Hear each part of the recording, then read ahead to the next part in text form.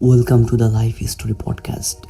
Life story পডকাস্টের নতুন আরও একটি এপিসোডে সবাইকে স্বাগতম।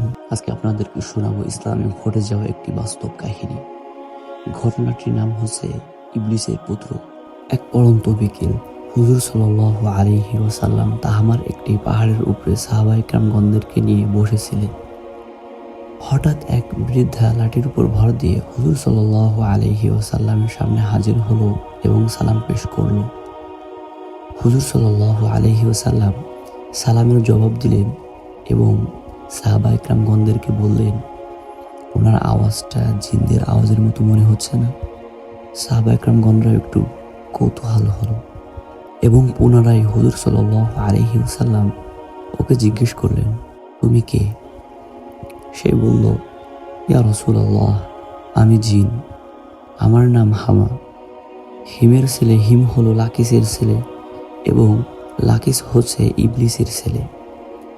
হুজুর সাল্লাল্লাহু আলাইহি ওয়াসাল্লাম তখন বললেন, তাহলে তো তোমার ও ইবলিসের মধ্যে মাত্র 2 প্রজন্মের ব্যবধান। পুনরায় হুজুর সাল্লাল্লাহু আলাইহি ওয়াসাল্লাম ওকে জিজ্ঞেস করলেন, তাহলে তোমার বয়স কত?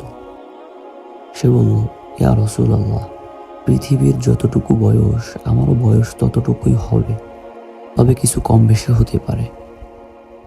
যেদিন কাবিল হাবিলকে হত্যা করেছিল সে সময় আমি কয়েক বছরের শিশু ছিলাম, তবে কথাবার্তা বুঝতাম, পাহাড়ে দৌড়াদৌড়ি করতাম, মানুষের খাদ্য শস্যও চুরি করে নিয়ে আসতাম। সে সময় আমি মানুষের মনে কুমন্ত্রণাও দিতাম যাতে ওরা আত্মীয় স্বজন ও প্রতিবেশীদের সাথে অসদাচরণ করে। হুজুর সাল্লাল্লাহু আলাইহি ওয়াসাল্লামকে বলল, তাহলে তো তুমি খুবই খারাপ। ইবলিসের পুত্র বলল, ইয়া রাসূলুল্লাহ, আমাকে ভৎসনা করবেন না, আমি আপনার সমীপে তওবা করতে এসেছি। ইয়া রাসূলুল্লাহ, আমি হযরত নূহ আলাইহিস সালামের সাথে সাক্ষাৎ করেছি এবং 1 বছর তার সাথে মসজিদে অবস্থান করেছি। আমি তার দরগাহেও তওবা করেছি।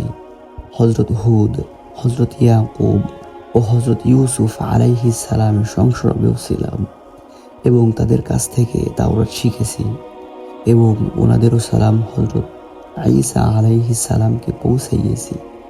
হে নবীগণের সর্দার, হযরত ঈসা আলাইহিস সালাম বলেছেন, যদি তোমার সাথে মুহাম্মদ সাল্লাল্লাহু আলাইহি ওয়াসাল্লামের সাথে সাক্ষাৎ হয় তাহলে আমার সালাম ওনাকে পৌঁছাইও। তাই হুজুর, এখন আমি সেই আমানত থেকে দায়মুক্ত হওয়ার জন্য আপনার সমীপে হাজির হয়েছি।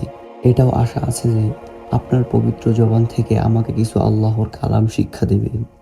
তাই হুজুর সাল্লাল্লাহু আলাইহি ওয়াসাল্লাম ওকে সূরাতুল মুরসালাত, সূরাতুন নাবা, সূরাতুল ইখলাস, সূরাতুল ফালাক, সূরাতুন নাস এবং সূরাতুত তাকবীর শিক্ষা দিলেন এবং তারপর বললেন, হে হামা, তোমার যদি কোনো প্রয়োজন হয় আমার কাছে আসিও, আমার সংস্রব ত্যাগ করিও না।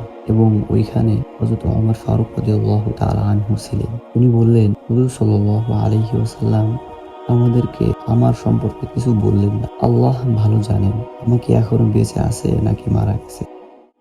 এখানে মন গড়া কোনো গল্প নয়, এখানে ইসলামে ঘটে যাওয়া বাস্তব ঘটনা শোনানো হয়। ঘটনাগুলো যদি আপনাদের ভালো লেগে থাকে অবশ্যই চ্যানেলটি সাবস্ক্রাইব করবেন, ভিডিওতে একটি লাইক দিতে ভুলবেন না।